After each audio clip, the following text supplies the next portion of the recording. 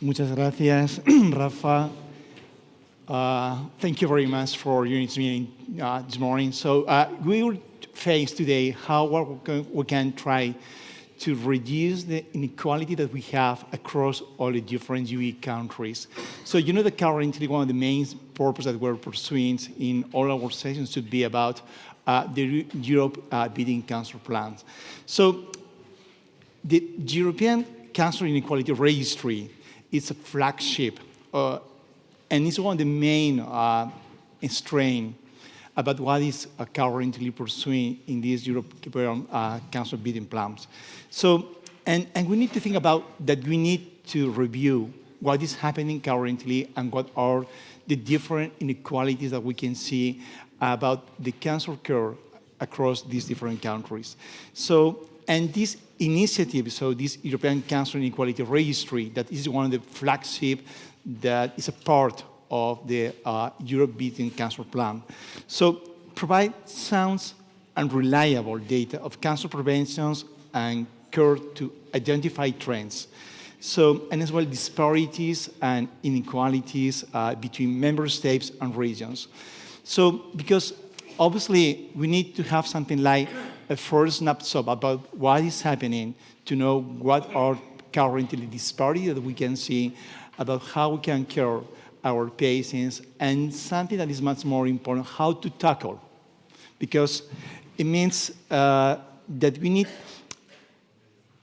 different initiatives, and from ECO foundations and in coalitions with different institutions, UE institutions, we try to work very intensively and to cooperate with the European Commissions to try to reduce the inequalities and to have something like a landscape that could be quite similar about the approach to each cancer patients, wherever the patient is located. So obviously, for this first snapshot, we need this registry, and the country cancer profile are based on official statistics provided by Eurostat and the OECD, and has been as well validated to be sure that we have the highest standard of data comparability. So in this way, it's a huge amount of issues that we have to discuss, and as well to try to draw a roadmap about how we can reduce and to be sure that we can monitor what is happening, not right now, and as well further. And for this purpose, we have and the first discussion table this morning, create distinguished speakers in this way. And let me first of all to introduce my co-chairman, Professor Alfredo Carrato. He's a World International Relationship from ECO Foundations. And we will have very distinguished panelists in these sessions. The first one should be Dolores Montserrat from the UE Parliament. I don't know if we have connected right now, Dolores. Yes, I'm here. Wonderful. Thank you very much, Dolores, for being here, for joining today. I'm in Brussels. I'm here online, but I'm with you, but from Brussels. Okay. So thank you, Dolores, okay? And we continue with the... Take care, Alfredo. Welcome, Dolores. And let me introduce our next panelist, Christine Rudecker. He's the team leader in health in all policies from the UC Europe. Welcome, Christine. Thank you very much for joining us this morning. Thank you. I'm also here, so thanks for having me. I'm based in Luxembourg, so I'm speaking to you from Luxembourg, but I'm happy to be with you virtually in Madrid. Great, wonderful. And our next speaker should be Professor Mark Lawler. He's a board member of European Cancer Organizations. Mark, please join us in this table, okay? Our next speaker will be Natasha Bolaños from the Lymphoma Coalitions. Thank you very much for joining as well. Dr. Javier de Castro from La Paz General Hospital. Please sit down right here, okay? And as well, Eloy Gomez Palomo, VP and Oncology Director at GSK. Alfredo, please. So I have started talking about that we have right now how to tackle, so the inequalities and the disparities that we have seen across the different UE countries. And it's true that we have currently a country cancer profile series, and we have seen that we have obviously, first of all, differences, crucial differences about the incidence, the cancer prevalence, and how we can face cancer care in our patients. And one of the issues that we will discuss as well during this morning is about the role of precision oncology and how we can set up precision oncology in the routine, the clinical routine. But before going directly to precision oncology, probably we need to talk about what's happening about the first step about cancer care, because we need to aware about the need of promoting preventions, how to promote screening, how to be sure that we're able to set up early cancer diagnosis. That's something that probably it will reduce the huge problem that we have with cancer. So my first question is about how do you think about how to reduce the disparities, the inequalities in terms of cancer preventions and as well in early cancer or screening. So anyone, Dolores, maybe you wish to start, okay, about this first part about how we can do for reducing inequalities in terms of preventions, early diagnosis and screening. Pues muchísimas gracias, Alfredo, y también a Rafael como presidente de la Fundación ECO y a todos los amigos de la Fundación ECO pues, por haberme invitado hoy aquí. Lo primero es que, como todos sabéis, en febrero del 2022 hemos aprobado en el Parlamento Europeo el Plan Europeo de Lucha contra el Cáncer, como un compromiso político para invertir la tendencia contra el cáncer y dar un paso más hacia una Unión Europea de la salud. Lo que teníamos muy claro es que la Unión Europea no tiene competencias en salud. Es verdad que después del COVID hemos creado esta Unión Europea para la Salud y uno de los puntos claves en esta Unión Europea para la Salud es el Plan Europeo contra el Cáncer, porque es uno de los grandes desafíos que tiene Europa, el cáncer, y lo que queremos y buscamos pues, es una Unión Europea más segura, mejor preparada, más resistente, con mayor acceso para todos a los tratamientos. Por lo tanto, en él, sobre todo, se esbozan diferentes acciones sustanciales pues, para mitigar el impacto de la pandemia del COVID en la atención oncológica y apoyar, por tanto, mejoras estructurales para una vía oncológica más sostenible. Pero yo me quiero centrar, sobre todo, ya que me preguntas muy concretamente, me quiero centrar porque en el Plan Europeo para vencer el cáncer pusimos el Registro Europeo de Desigualdades en Cáncer, que se creó justamente en ese propósito, ¿no? De conocer cuáles son las diferencias, las desigualdades que hay en los 27 Estados miembros pues para mejorar todos juntos. Y es como una de las 10 iniciativas emblemáticas que tiene el Plan Europeo contra el Cáncer, este Registro Europeo de Desigualdades, que ayuda a los Estados miembros a hacer frente a las desigualdades en la atención oncológica, también les ayuda a conocer mejor sus puntos fuertes, pero también los débiles pues, para mejorarlos. Por tanto, esta nueva herramienta pretende identificar tendencias, diferencias, desigualdades entre Estados miembros y también las regiones europeas. Junto pues, con las evaluaciones cualitativas, periódicas de la situación específica de cada país, el registro identifica los retos y los ámbitos de actuación específicos para orientar sobre todo las inversiones e intervenciones a escala de la UE, de la Unión Europea, también a nivel nacional y también a nivel regional, por tanto, dentro del marco, ¿no? del Plan Europeo de Lucha contra el Cáncer. Por tanto, proporciona un mecanismo de información periódica basada en indicadores cuantitativos del cáncer que abarcan todo el proceso de control de la enfermedad y se complementan con informes analíticos que aportan información contextual y evaluaciones también cualitativas, ¿no? Además de analizar sobre todo también las diferencias geográficas y regionales, el Registro Europeo de Desigualdades en Cáncer estudia también las desigualdades debidas a la edad, al sexo, a las desigualdades asociadas a factores socioeconómicos, también como el nivel educativo, el nivel de ingresos, las disparidades entre zonas urbanas y rurales. Por lo tanto, el registro abarca 5, sobre todo, dimensiones temáticas de análisis, ¿no? La prevención, por supuesto, la detección precoz, el diagnóstico y tratamiento y la calidad de vida y la mortalidad. En cuanto a la prevención, pues según todos lo sabéis, ¿no? Según la Organización Mundial de la Salud, entre el 30 y el 50% de los casos de cáncer en la Unión Europea se pueden prevenir y, por tanto, el riesgo de cáncer puede reducirse siguiendo pues, estilos de vida saludables, ¿no?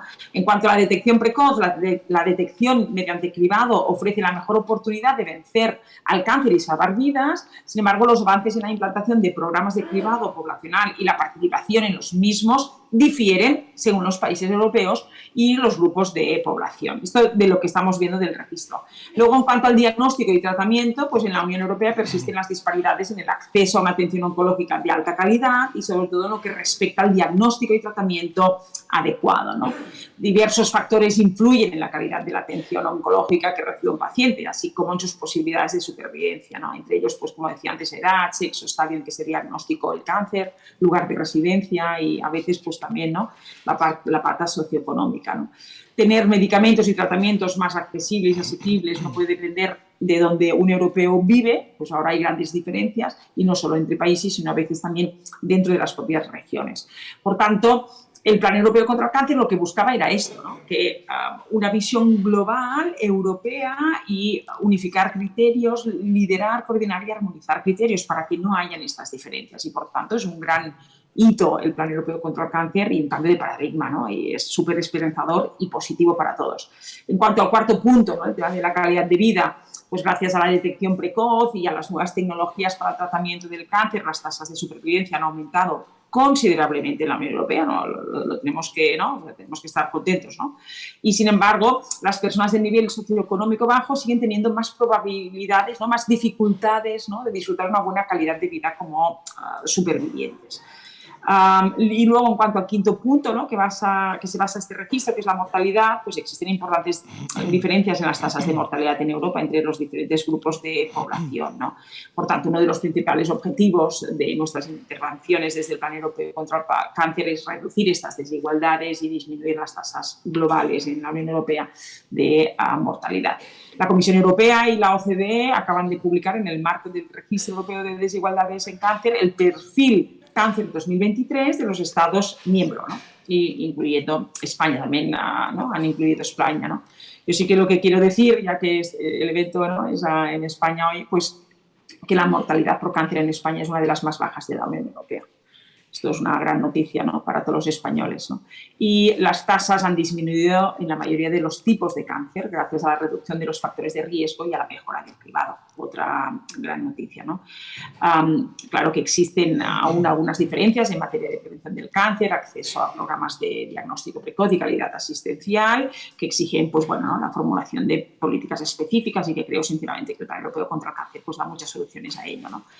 Los recursos humanos, el acceso a tratamientos oncológicos innovadores y la disponibilidad de equipos de radioterapia, pues por lo que dice este informe que estoy mencionando, pues aún hay algunas variaciones en las diferentes comunidades autónomas, ¿no? Y la calidad de la atención oncológica ha mejorado, pero pues aún existen, ¿no? Algunas variaciones entre regiones, ¿no? Pero lo que tenemos que decir es que en los últimos 2 años la pandemia del COVID ha ejercido una enorme presión sobre todos los sistemas nacionales de salud de la Unión Europea, obligando muchas veces en diferentes puntos de la Unión Europea a suspender servicios y reasignar recursos para contener la emergencia, y lo que ha ocasionado, y esto lo vimos en el Plan Europeo contra el Cáncer, retrasos en el cribado de cáncer y en la prestación de asistencia, ¿no? Por tanto, es muy probable que la pandemia del COVID, y lo iremos viendo a medida que pasen, ¿no? los meses, ha provocado un aumento de desigualdades en toda la Unión Europea en la atención oncológica, en la atención oncológica, ¿no? La Unión Europea de la Salud que estamos construyendo nos da los instrumentos para identificar los puntos fuertes, pero también estas debilidades que estaba mencionando, y nos da justamente herramientas y financiación y fondos, ¿no? A través del programa European Union for Health, que es la primera vez en la historia que en Europa tenemos un programa específico de salud, y encima este programa tiene 10 veces más la financiación que antes tenía la salud en diferentes fondos. También tenemos los Next Generation fondos, ¿no? Los fondos de Next Generation, que a España le van a llegar 140.000 millones de euros, y que estos 140.000 millones de euros no era solo para el impacto social y económico que nos que nos dejó el COVID, sino también para el impacto sanitario, es decir, para reforzar nuestros sistemas nacionales de salud, nuestra atención primaria y, por tanto, también poder ejecutar este plan europeo contra el cáncer, ¿no? Por tanto, ahora, déjame decir que le toca, ¿no?, al Gobierno de España hacer su parte, ¿no?, y destinar esos fondos, esa financiación que Europa sí ha puesto a disposición de todos los europeos y, por tanto, de España, para poder eliminar, ¿no?, para terminar de pulir, ¿no?, eliminar esas desigualdades en la atención oncológica, pues, en nuestro país. Pero yo creo que, ¿no?, la noticia que hoy he dado es positiva, ¿no?, en base a lo que dice el informe sobre España. So thank you, Dolores. Christine, what's your perspective about this first issue about the risk factor prevention policies, early detection, screening? So what's your approach in this way? I'm very lucky because, first of all, I understand Spanish. And secondly, Dolores had already said it all. So because what my unit does is exactly that. We're in charge of the European Cancer Plan, and as part of that, we're also in charge of this European Cancer Inequalities Registry and of the recent profiles that have been published. So we'll not repeat what has already been said, because I understand that you all understood it as well. But what I can maybe add is when we look into the Spanish profile, we see some data that surprise us, other data that makes us proud, and other data that we already knew, but now we have it on paper and we have it contextualized. So what we can be proud of is, of course, that mortality and incidence are low in Spain. This is something very good, a very good message. But when it comes to prevention and early detection, which means screening, while we have a very good rate for breast cancer screening, the rates for cervical and colorectal cancer screening are below EU average. So that there is room for improvement there. And the own goal that Spain has set itself to have 50% coverage of colorectal cancer screening has not been achieved. We are at 30%. And the average in the EU is 33%. So there's room for improvement there. And when we look at from the inequalities perspective, there are huge socioeconomic inequalities, which is strange because we know that access is good. Access to cancer care in Spain is not, there are no financial obstacles to access, basically. But when we look at prevention in particular, we see huge socioeconomic differences. And this is also because of lifestyle. And I think that if we go into prevention campaigns, we maybe have to target much better population groups that are unaware. Unaware, for example, that overweight and obesity carry a much higher risk for cancer. There's an additional reason why they should endorse healthier lifestyles. So that's on the one hand. And then also with campaigns for screening, we should try to better attract areas of the population that are less susceptible to watching their health, to being aware of programs that exist, to get them on board, to avoid that these socioeconomic inequalities keep growing and make sure that we can reduce them over time. So I think that I'll leave that for now. Dolores y Christine, creo que es una herramienta magnífica este registro de inequidades en cáncer. I think it's a wonderful tool, this inequities cancer registry. And I would like to make you a question regarding the funds that the European Union is providing for implementing these rooms for improvement that you identify with this registry.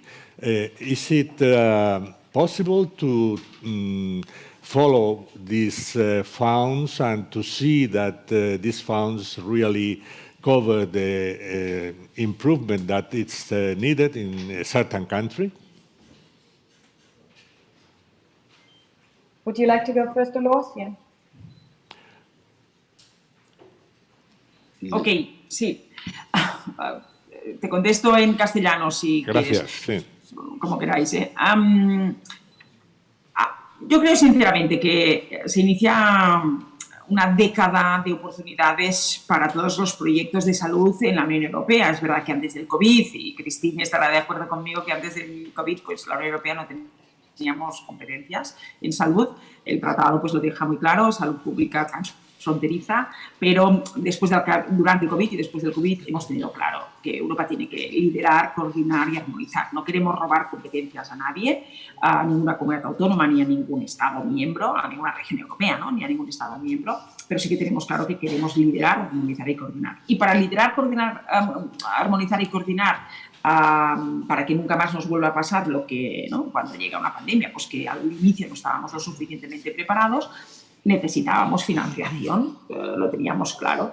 Y por tanto, los Next Generation, sí que es verdad que los Next Generation quien los ejecuta son los Estados miembros. Y ahí es donde nosotros tenemos que poner la presión y es donde, ¿no?, ahora ya te hablo como grupo político, ¿no?, la familia popular, que es el partido mayoritario en el Parlamento, hemos establecido en todo momento y hemos exigido en todo momento. O sea, desde el Parlamento y la Comisión hemos sido capaces de crear un fondo que jamás en la historia había existido, como los Next Generation, que suponen 750.000 millones de euros a los 27 Estados miembros. A nosotros, a España, nos corresponden de 140.000. Es verdad que todos estos 140.000 no son para salud, pero sí que los objetivos que marcaban los Next Generation era para ayudar a los países a solventar la crisis de triple dimensión que nos había dejado el COVID. Es decir, una crisis económica, cuántos autónomos, cuántos empresarios tuvieron que cerrar temporalmente sus negocios, cuántos trabajadores y familias habían perdido su trabajo, habían estado dentro de los ERTES, trabajo, empleo, economía, más toda la parte social. Y la tercera, la salud. O sea, los sistemas nacionales de salud han sido y han estado tensionados y, por tanto, estos fondos sirven para eso. Lo que de 140.000 millones de euros que recibirá España, que a día de hoy solo hayan más o menos destinados, no ejecutados, la voluntad del gobierno de ejecutar 1.300 millones, pues es muy poco, claro, y encima no están ni siquiera ejecutados. Lo que necesitamos es reforzarnos el Sistema Nacional de Salud, hacer que nuestra industria farmacéutica sea competitiva, se vuelva a localizar en Europa. ¿Por qué? Porque el sector salud es un sector estratégico, porque después de la pandemia hemos visto que es un sector estratégico, pero de seguridad y también de defensa. Por tanto, ahí sí que le tenemos que exigir al Gobierno de España que ejecute estos fondos y que estos fondos sirvan en la pata de salud para reforzar nuestro sistema. Y para reforzarlo es también, pues, cáncer. Es uno de los grandes desafíos que tiene Europa y es uno de los grandes planes europeos que tiene Europa en salud, que es el plan cáncer, ¿no? Y en cuanto al programa de European Union for Health, ha destinado tiene la capacidad de financiación hasta el año 2027 de 5.000 millones de euros para el cáncer con convocatorias periódicas. Por tanto, yo os animo, porque supongo que en la sala, pues no, estáis, pues sobre todo, ¿no?, muchos médicos y muchos profesionales que estáis en la pública o también en la gestión pública, y no solo profesionales sanitarios, sino quizás también personas que estáis gestionando en la pública, pues que os presentéis para cáncer con convocatorias periódicas que tiene el European Union for Health, porque este fondo sí que ya es directamente Unión Europea, Comisión, con la propia convocatoria que hace la propia Comisión para estos fondos, ¿no? Por lo tanto, tenemos dos vías. Next Generation, que es el propio gobierno que tiene que ejecutarlos y tenemos que exigir que los ejecute, y dos, el propio fondo European Union for Health, que ese sí que podéis entrar directamente con sus convocatorias periódicas. No sé si os he contestado.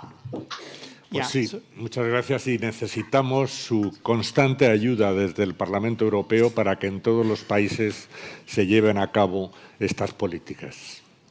Muchas gracias. Así lo haremos, así lo haremos. Sure about it, definitely. So let me move something about that because we talk about the needs of having something like what is happening. It means in a snapshot. And let me to provide some insights about the Professor Mark Lawley, because he's Professor of Queen's University of Belfast, and he's Director of the Health Data Research and Data Can. So obviously in this way, because we mentioned yesterday, Mark, in the session that we had yesterday, about the value of data. And obviously currently we're collecting, not clearly in all countries, but we have something like a first step. And in terms of how to draw and a strategy in terms of preventions, about early diagnosis. So what's your perspective from the data? Because obviously that's the first step, because if we don't know what is happening, it's very difficult to recommend or maybe to draw any strategy. So what's your opinion about from your experience, your expertise in data? Thank you very much, Jesus, and thank you very much for the invite. It's great to be back in Madrid again. One of the things I just want to highlight is the importance. Is this probably having an effect on that? Unfortunately, I have to listen to this because my Spanish isn't very good, and now I'm listening to myself. So apologies for that. One of the things that's really important is turning information or data into intelligence. And it's something we've realized and something that's really been important in the last 5 years in Europe. If we look back to 2012, we did a study looking at cancer inequalities in Europe, and it was the first major study to actually systematically go right across Europe and look to see what were the inequalities at the time. What that allowed us to do then was to confidently say there are inequalities, to call them out, to look at ways in which we could address them, and also to launch a European Cancer Patients Bill of Rights that was very much a patient-centred approach. So it's really critical that we use information to allow us to actually drive the types of initiatives that we want to. The European Cancer Inequalities Registry is a very good example of this, and the data that came out recently on World Cancer Day this year really shows the effectiveness of this approach. One of the things we've been very interested in, Dolores called on it there earlier on, is the impact on COVID specifically on cancer services and cancer patients. And in the European Cancer Organization, we did a pan-European study to look at that. And the data that we found was really instructive, but also really worrying. I'm just going to quote a couple of examples. The first was 100 million screening tests had not been performed. That is not a misquote. That is the number, 100 million in Europe. 1 million cancer diagnoses may have been missed. 1 in 2 in relation to either surgery or chemotherapy were not getting their treatment at the right time. And also the impact in relation to patients not having access, either not going to their general practitioner or not having access to specialist cancer services beyond that. So they were all direct impacts of the COVID pandemic and allowed us then to develop an actual 7-point plan to address that. But one of maybe the issues that hadn't really come out until this data was published was the impact on the workforce. So the impact on the cancer workforce was phenomenal. What we saw was that 4 out of 10 cancer health professionals were burnt out. 3 out of 10 were showing signs of clinical depression. So therefore, you start to see other maybe nuances that maybe the overall situation didn't reflect. And then it allows you then to look to see, can we do something to address this? We then, in relation to the European Cancer Inequalities Registry, we said, really interested in this, a lot of really interesting data, but we wanted to go a little bit beyond that, look at data like quality of life, look at socioeconomic characteristics as well. So we developed a European Cancer Pulse that we're working with the Cancer Inequalities Registry, so very much in tandem. Looks at 34 different countries at the moment, 130 different measurements, 20 different inequalities categories. And capturing that data and putting it in a single place so that people can go to that in an open source fashion and just look at the data, compare and contrast, we feel is really useful to the community. But it's critical. I've been quoted before as saying on different platforms, data eats opinion for lunch. For too long, we've relied on opinion, even expert opinion, rather than letting data and intelligence allow us to drive the understanding of disease, but also the understanding of how we can intervene. Back to your question, Jose, specifically in relation to screening and in relation to early diagnosis, and as Christine already told us, we still have significant challenges in relation to screening. When was the last screening recommendations before the current ones? 2003. Have European countries responded to those? No, they haven't, I would have to say. So we've 3 cancers that we should be screening at 80 to 90% of the population. We're not doing that. And also, unfortunately, despite the best efforts of the Commission in relation to the recent screening recommendations, that would not only be colorectal, breast and cervical, but also looking at lung, particularly prostate and potentially gastric. But unfortunately, the national bodies pushed back on that. And that was really disappointing because we come together in partnership right across Europe to actually bring together these new recommendations that were really strong. And so that's what we have to deal with.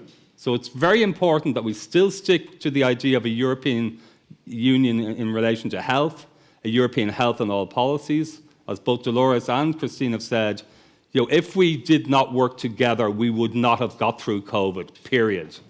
So that needs to be the example that we use. And if people say to us health is a national competency alone, I push back on them by saying that, well, it wasn't a national competency. If we just relied on national competencies in relation to COVID and COVID vaccination, we would still be in the same situation. So we really need to address this. And as I said, using intelligence, using that to help us, first to understand, but then to recommend policies is really important. Great. Thank you. So, Natasha, let me just ask about it, because obviously, in terms of how to address disparities and inequalities, so for addressing these inequalities, we need to be strongly committed to the patient-centered care. So what's the patient's perspective? Because obviously, we're talking a lot about how's the work, what also our approach in this way, about preventions, about early diagnosis, about screening, but it's true, the most group, so should be the patients and your perspective. So what's your opinion about it? How is your feeling this way? Thank you. English, Spanish? Up to you. Whatever you want. Whatever I want. Okay, just to be respectful with Christine and Mark, I will speak in English. Well, first, thanks for the question. And I want to take advantage of your question to introduce a few things. First, I want everybody to know that at present, patient participation in any decision-making is based in evidence, because most of the umbrella patient organizations working in the European and pan-European space collect data. And collect data on access to diagnosis, early recognition of symptoms that it's linked to health literacy levels. I think that we need to incorporate the health literacy as one of the most important determinants of health, because if citizens, and here I differentiate citizens from patients, if citizens have not that conscious to be co-responsible of their health, I'm afraid that we won't be prepared to really see the outcomes we want to see. So we need to see beyond the access. We need to see what's going on before. And there are a lot of learnings that we can take from countries that are not normally listed here. When we do any analysis, you normally see Alemania, Germany, Spain, France, UK, even post-Brexit, Italia, and in the best of the cases, you see Portugal. But what's going on with the other countries? Because there are 27 countries, and they are normally excluded. And those countries are especially the countries that have less access, especially in Eastern Europe area. And this is clearly evident if you analyze the cancer polls or the inequalities registry. So when it comes to improve early diagnosis, we need also to make people more conscious about their responsibility to address those symptoms earlier.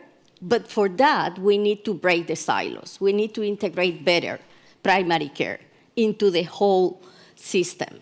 And that's not going on. And I want to really call to action to the case in Spain, because I'm afraid that primary care has been excluded completely from the analysis. And it's very difficult if we don't get that, because those are precisely the doctors that are in better contact with the patients. And this is a constant, no matter where you go in the European countries. Then we have discussed a lot about screening.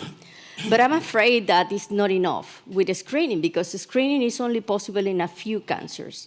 What's about, the hematologic malignancies, for instance? How we can improve that? And there is such burden for the system and for the society that we shouldn't be excluding them and, overlook so easily. And so I think that this requires really a bigger analysis and break also the bureaucracy. Dolores, you have mentioned all the funding opportunities. I really acknowledge all those funding opportunities, but Alfredo, really, you can address the bureaucracy when it comes to apply to any of those funding opportunities. I'm afraid I don't want clinicians to spend time doing bureaucracy when they should be spending their time. They are too expensive. It took so many years to make them key opinion leaders, to be, spending their days to deal with bureaucracy. And this goes beyond the funding opportunities, but there is also an impact, a direct impact in clinical research. And we just make more and more and more bureaucracy. So I think that we need to really analyze and try to see out of the box. When it comes to patient participation and what is the responsibility we as patient organizations have in the role, I think that we need to be like equal partners when it comes to decision making, but of course being pretty serious and pretty exquisite when asking to support any of our contributions in data. You raise how much we can do through data, but also with technology. There is no way to improve early diagnosis or to improve screening practices if we don't have technology there. Then we spend most of the time discussing access to treatment, prices of treatments, but how to match the right patient with the right treatment if we don't have the right diagnosis, precision diagnosis there. And beyond that, we need to really democratize the personalized medicine concept, including also patient preferences as part of that concept of personalized medicine. Not always will be possible to have the best treatment available, not necessarily in the market, but available, not necessarily reimbursed. But at least we should be capable to ensure access to the essentials. The inequalities in the essentials medicine lists across Europe is dramatic, really dramatic. There is so much we have learned from the Ukraine war when we started evacuating patients to receive treatment abroad. And we realized that continuity of care is absolutely impossible across Europe. So it's not only, what's going on inside each of the countries, it's to see the whole Europe as a context and even beyond the member states. Patients are prepared and are currently partnering with most of the key stakeholders to try to bring their data into this decision-making. And access as perceived by the patients, I'm afraid, looks pretty worse than what it looks in the registries. Registries are basing their data sometimes in estimated data, not always in real life data, and I will stop it here. Alfredo first, and more, okay? Yeah. First, Alfredo. Thank you, Natasha. It's a privilege to hear your experience as you have been in the last decade in the most relevant international patient organizations, and you have a lot of experience on that. So what can the European Union learn from outside, from North America, from Asia, from Japan? What's the added value that other countries have that we do not have? Yes, great question, Alfredo. And I will also integrate Africa in that equation, because in Africa, as they don't have much technology, they cannot necessarily offer early diagnosis. Their investments are now focused in improving health literacy and improving consciousness of the people and integrate better the system at that level, in the primary care level. So to educate, to really understand determinants of health, how determinants of health are driving cancer worse outcomes and what they can do on that. But also, as you mentioned Asia, I want to highlight cases of in Asia where, for instance, clinical trials are being done without CROs in the middle, which is quite interesting because the cost dramatically reduced for the clinical trials. Then you can translate that into the price of the medicine. So they are trying also to improve, the final by understanding what are the disruptors at the very beginning of the clinical research. And in clinical research, we are also integrating patient endpoints, patient-driven endpoints as quality of life, because it's not always about improving the clinical outcomes when you are analyzing only overall survival, but you also want to have better quality of life, because if you don't have that, at the end, you will continue consuming a lot of resources from the system, and that has a cost. So we need also to see what will happen next once even the cancer will be cured for those cases where we have this privilege. And concerning US is my less favorite model, so I will jump this. But I think that we can learn a lot also from the Nordics. We have pretty limited time, so I don't want to extend, but if anyone wants to talk more about this, I will be very happy to have a follow-up. Well, the statistics at the US are updated better than at the European Union. That's one thing that we have to acknowledge them. Yes, we need to acknowledge that. And I think that's something we really need to learn from that is also from United States. Of course, for the people, the citizens, they are quite responsible. They are better prepared to identify how to prevent, how to really be co-responsible of their health, because they need to pay for that.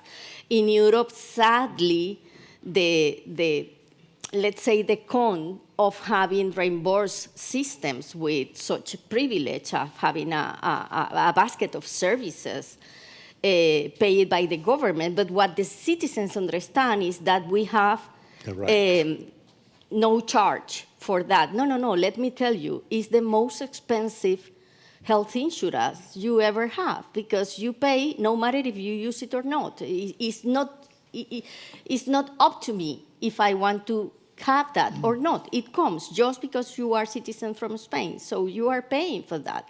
And I don't think we understand that. And how those resources are allocated will determine my access in the future whenever I will need that. So I think that we need probably to change the way we translate the message and the way we introduce this as part of the education system programs at schools, since we are little childs. Mark, please. Natasha makes a really good point in relation to co-creation. And both in terms of clinical care and research, patients and health professionals working together in co-creation. I'll just give you an example on how it has actually benefited everybody in the system.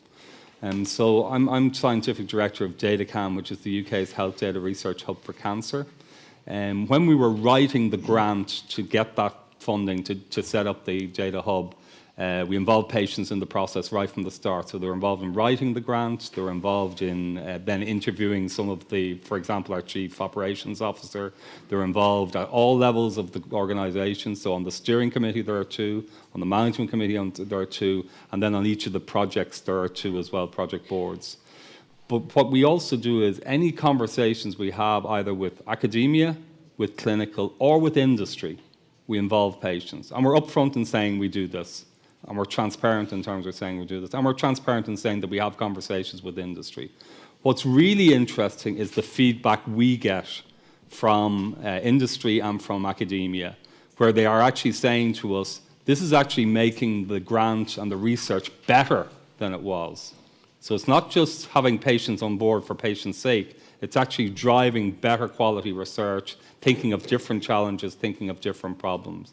What really makes me proud is the fact that the patients then say to us, not only are we empowered, because we give them the right to be empowered, they feel empowered, and that's really important. And so if you do it right, you can really get benefits for everybody in the system, and it's not just a box-ticking exercise or anything like that, and that's really important. But the other important thing is you need to know what you want to do with patients. If you're just saying, I want to have a patient advisory committee, you're probably bound to fail. So you need to say, and we want to do this, and we want to do this together, and we want you to lead on that, and we lead on this. So it's like a normal collaboration with any health professional or scientist. Okay, so totally agree. So moving to the medical doctor side, because obviously I agree about that we need to a much higher patient engagements, patient partnering. So how can do it, Javier? Because it's something that we have discussed very often, and in our own society, it's a continuous discussion about it. So how do you think that we can improve and to push the patient engagement? Yes. First, of course, in this table we have a lot of comments, and all of them are very important. And I fully agree with Natasha's comments, because it has been very comprehensive with all the points, and also Mark has given us some key points very interesting. So, trying to include patients is one of the aims that we can have at the moment, but we can think that perhaps we have to know first that the situation is the role of the patient has changed a lot in the last years, because some years ago the patient was a passive role in the medical care. The next step was going to the empowerment. I don't like the word empowering, because I think this is not a question of power. This is a question to work together. So I think it's quite important to know what is the situation of the patient at the moment. I think the situation is an active patient working with us, with medical doctors. At the same time, very important is that the patient nowadays is a very informative patient, because the patient receives a lot of information. Some of this information is not the best information, so it's another issue for us to try to canalize the best information for patients. So this is for me that the point is to try to put the patient in the center of the medical care. But coming back to the beginning, so at the end of the day, we have two main problems as medical doctors. First, we need to, Dolores said before, that we have the problems that the incidence is increasing, and some aspects for the increasing is very logical, because we have a very old population. But we have another problem with the incidence, that is, we have around 30% of cancer are preventable, because if we avoid tobacco, alcohol, and a question of diet, so we can avoid 1/3 of cancer. So some of these measures can come from the authorities, because education is very important, especially for young population. And our point again of medical doctors is trying to input some aspects of the education a lot. So another important aspect is to, coming from the government again, is to try to avoid some consumption, for example, tobacco. So we need more more restrictive laws. So we have a very nice laws for trying to, in terms of anti-tobacco laws, but we need to continue trying to increase, for example, the price. This is a main issue in Spain. The price of the tobacco is very low, so this is one of the issues, and we need to look for a scenario-free tobacco. So I think this is the main solution. But with this kind of primary prevention, we are going to avoid cancer, the incidence and the mortality, the impact we'll see 20 years ago. But we need to try to change things just now. For example, for me, it's very important the early detection. So Mark mentioned before, European communities say that for 2025, we need to include early detection for lung cancer, some gastric cancer, and also prostate cancer. My expertise area, as you know, is lung cancer, so it's quite difficult to understand that, for example, the improvement in early detection of lung cancer is sometimes, or we have some barriers, and the reason is because we consider early detection in terms of public medicine is not a screening, but this is something we need, as you mentioned before, Mark, in terms of COVID pandemic situation, we need to avoid the mortality of people just now.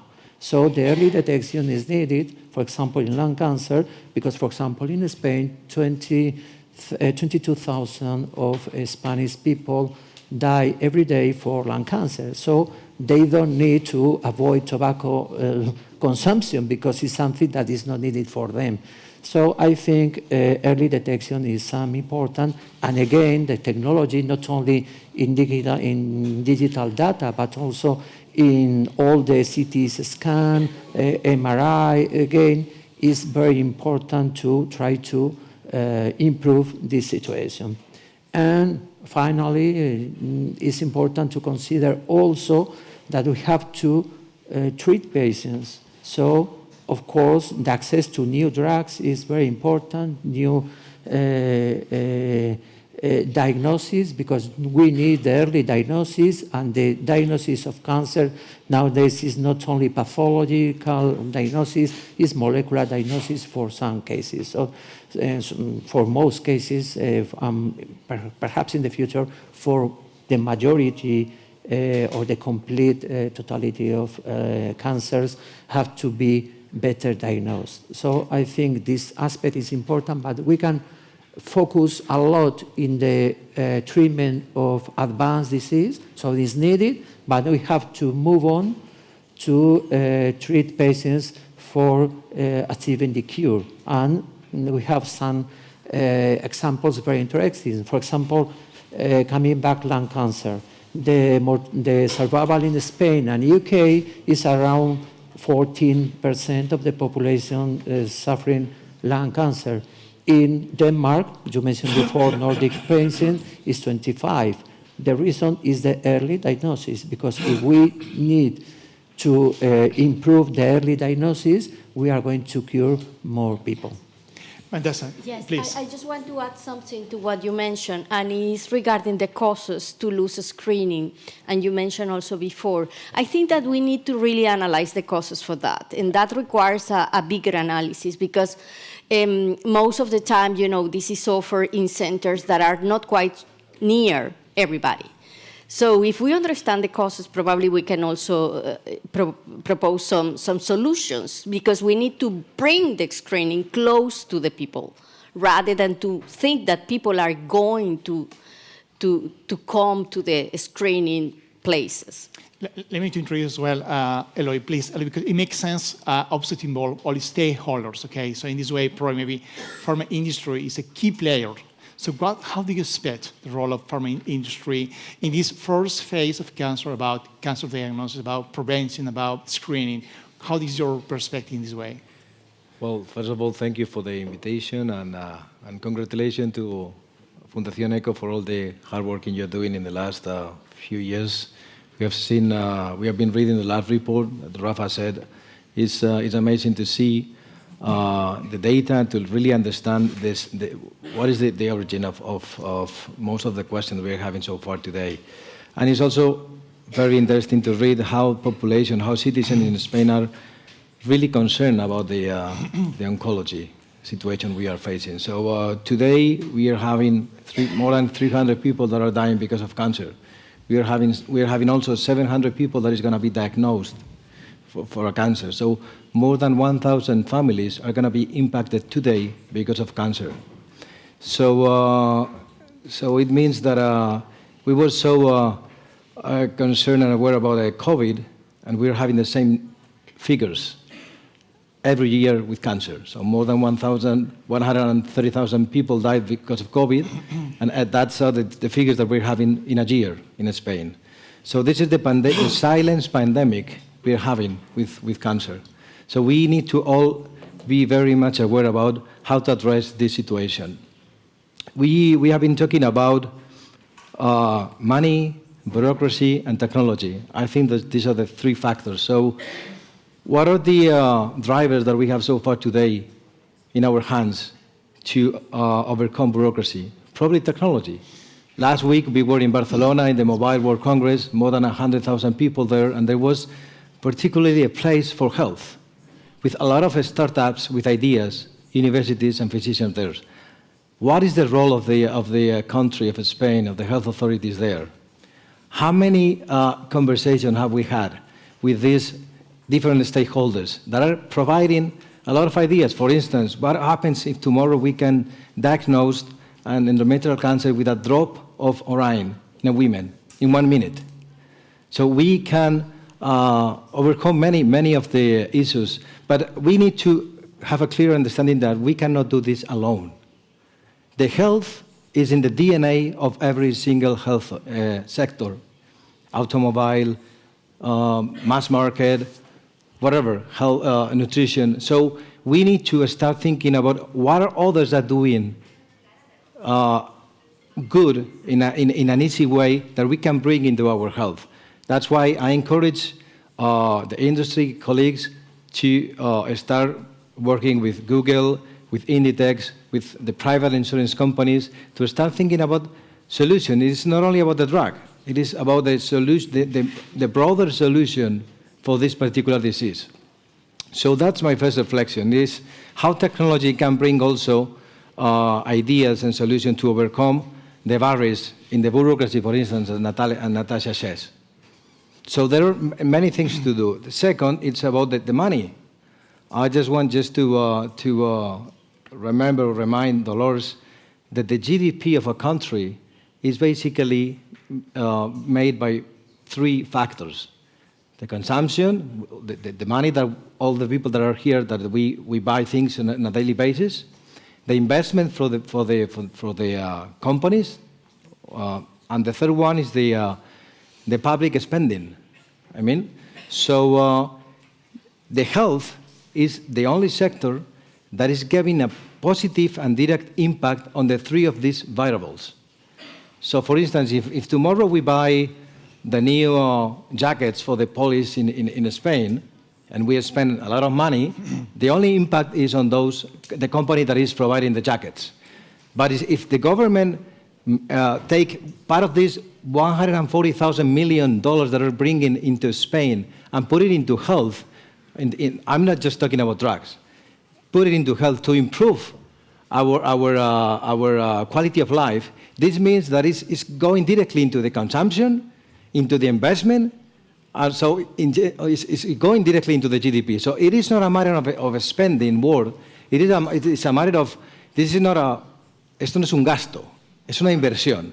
I mean, let me tell it in Spanish, because this should be very, very clear. So if we really think, si pensamos de verdad en que la tecnología puede venir a cubrir y a mejorar las soluciones que estos señores aquí ponen cada día encima de la mesa, puede ser un avance exponencial.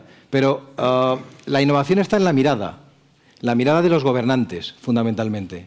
La tecnología viene después. Para mí es un tema de mindset y termino con una última reflexión en relación a, de verdad, la potencia que tiene el trabajo conjunto. Porque decía antes también Dolores que España es uno de los países en el que la incidencia por cáncer es más baja. Estoy completamente de acuerdo. Pero ¿por qué? Primero, porque tenemos unos buenísimos profesionales sanitarios. Segundo, también es porque somos el país que más pacientes reclutamos en ensayos clínicos. Y es una ventaja fundamental. Es decir, cuanto antes llegue una droga a un paciente, léase por la vía del ensayo clínico o léase por la vía de la innovación, mejor calidad de vida para todos nosotros. Entonces, creo que es una reflexión que tenemos que tener en cuenta. Para mí, la principal equidad, y con esto ya termino, es si podemos tener al mismo nivel de profesionalidad en cuanto a los médicos, pacientes y valentía en cuanto a este colectivo en el sector público con nuestros gobernantes. Okay, so wait a minute. Okay, let me to move on something because we need to talk about as well about other sources of disparity and inequality, because we need to talk about cancer performance, about accessibility, and not only the access to the new drugs and as well the accessibility to the different therapies that currently our patients need. So for instance, radiation therapy, that's something that is not, it's uneven across different EU countries. So we have, first of all, accessibility, and it means how our patient can access to new drugs, to the therapeutic innovations, radiation therapy. That's the first issue.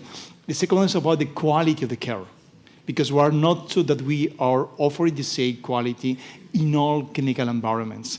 And as well, the cost and the value for money, because it's true. So health is not spending, it's an investment. So Christine, first, about these three topics, that is one of the main sources of disparity.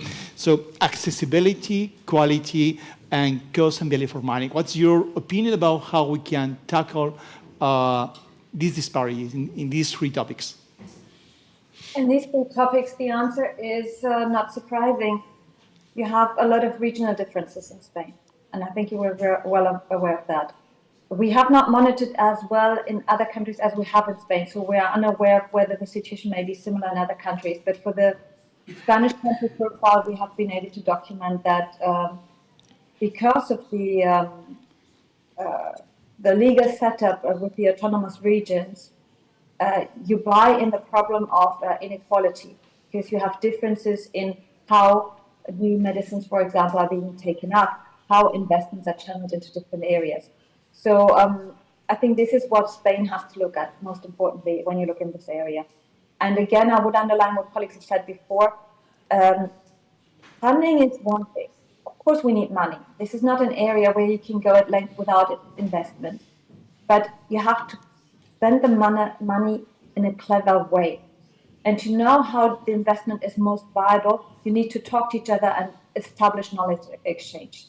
So I think that also this is the role that we can offer as the European Union to say, we have these methods in place, we have many joint actions which member states can join, where we provide some funding that needs to be matched by national funds, but where the key idea is that member states work together and discuss and jointly identify what are the best solutions, whether it be on comprehensive cancer care centers, whether it is on how to implement the screening recommendations now so that this time they will be brought to fruition.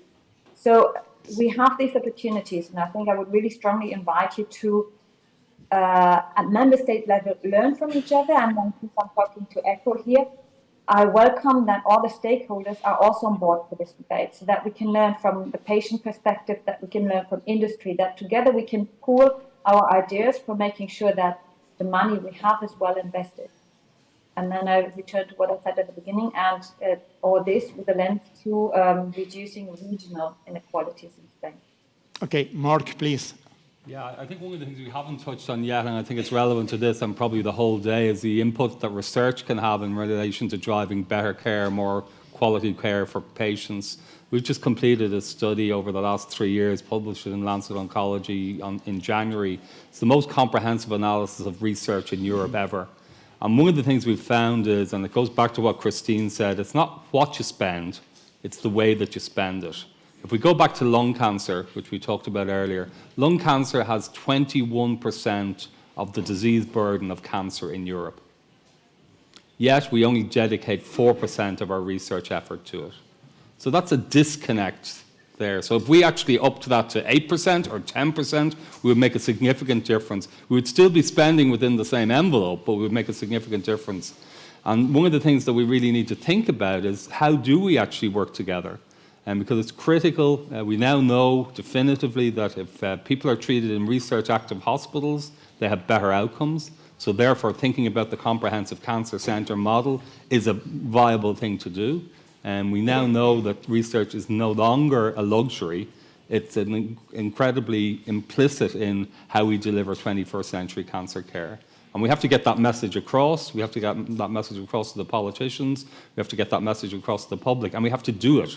We have to actually use that research, because that's how we're going to get the new developments, the new diagnostics, the new treatments, the better ways of supporting patients beyond cancer. If we don't do that, and we sort of say, because I've talked to some of my colleagues here from Spain, and we're saying that there's a big problem in relation to funding for research in Spain, well, that's going to have a significant impact on your cancer care as well as your cancer research. It's now irrefutable that research is actually an integral part of cancer care. So it's really important to get those messages across to government as well. From patient perspective, Natasha, anything to add? No, I think that everything has been told, and I'm conscious we run out of time, but I just want to focus on what you mentioned before, quality of care. Looking at that, I think that we need probably to analyze what that means first, what is included there, and how to deliver. And connect with the outcomes we want to see. And not only including clinical outcomes, but also including other outcomes, more focus on quality of life, well-being, and potential consumption of other services, and how to really make it happen. Javier, Okay, I want to say that we ignore the outcomes of any cancer in our institutions. I don't know the survival of your patients at your hospital from lung cancer, breast cancer, pancreas cancer. So the patient is not informed about that.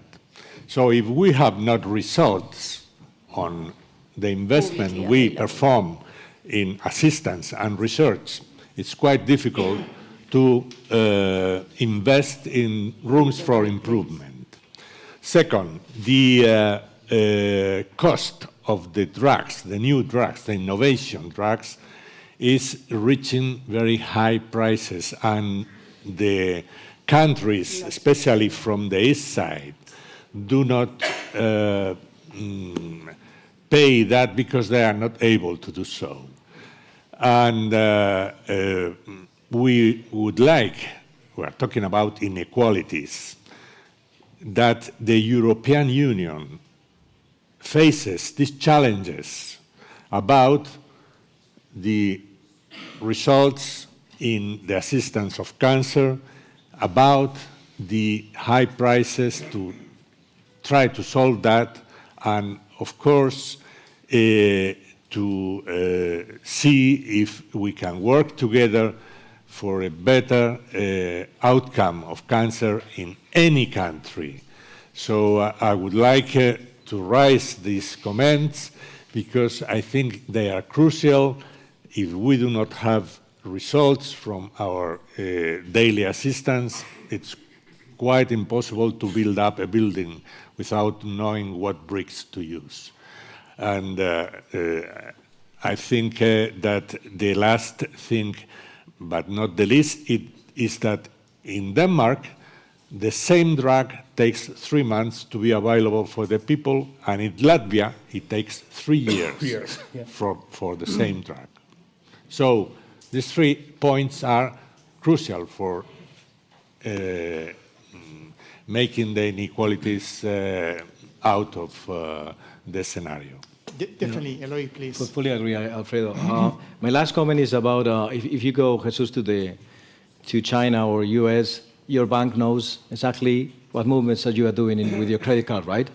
So we need to clearly open and having a law in health in order to share the data, because every single day we are creating as a patient data in health. So we have a great opportunity now to create in Europe a law about how to share the data among all of the physicians. That's critical in order for the machine to learn with more data. So that's for me. And second point, we have now a unique opportunity because our president is going to be the European president in the next July. So we have now Montserrat Dolores, that we can move forward in really putting in place all the solutions that all these stakeholders are sharing that are key to move forward with the silence pandemic about cancer. Excellent. Yes, Javier. I think we need to work in all the phases, in all the process, from the primary prevention to the treatment. And for this, we need three important things for me. Funding in all the phases, of course. Research. Research is very important in all the phases, not only in the treatment. We are very involved, very focused in the treatment, but not in the other part that should be more important. And the third one is that I think we need digital transformation to know how is the data, how is the incidence, how is the epidemic situation, and only with data from clinical trial we have, but not with the data from real life. I think this is very important. Yes, just to add to what you said, yes, support better also academic research, not only pharma-driven research. Excellent. Sorry, Eloy, for that. Excellent. I think that academia is the basis of everything, and I don't think we have enough support in Spain. It's really dramatic, the situation. It's embarrassing, really. Secondly, yes, I agree with you, not only to focus in the research for development of new medicines, but also to understand better prognostic factors, how to determine what patients are in high risk, what patients are in low risk of relapse or becoming refractory. I mean, you know, from the very beginning to be able to identify better that. And I don't think we are doing enough in that space. Mark. I'm going to ask you a little question. How much is a packet of cigarettes in Spain? Cheap. €5. So how much is a packet of cigarettes in Ireland? €15.50. Time to get real, okay? Time to get real, and to use some of that tax that you would put on those cigarettes to fund research. Okay, so in There's terms your solution. Absolutely. Well done. So in terms of recap, okay, so I'm going to ask to anyone, okay, so final recommendations for reducing disparity and inequality. Okay, so Christine, what would be your recommendations for reducing disparity in the UE environment? A short and clear recommendations for our government. So just at the European level or for Spain in particular? Okay. Just tell me what recommendation in general would be is to better understand. So look at the data, which also means that in the long run we need to have more data. We do not have any data when it comes to vulnerable groups. You can look at our cancer pulse. We have huge data gaps. So if you have the data and where you have the insights, identify the reasons and learn from each other. And I mean that learn from other regions, learn from researchers how to close them. Okay, thank you. Mark, what will be your recommendations for this session? Because we need obviously to provide, something like that could be helpful for all of us, the EU environment. Okay, well, if you read our paper in Lancet Oncology in January, we have 12 recommendations on how to actually do cancer research in Europe and to reimagine cancer research and its implementation. But I'll just agree with Christine and say, follow the data and act on what the data tells you. Totally. And that's your recommendations for EU environment for reducing disparities? Applicable to everything. Less talking, more evidence-based action. Great. Excellent. Javier, please. Data. We need data.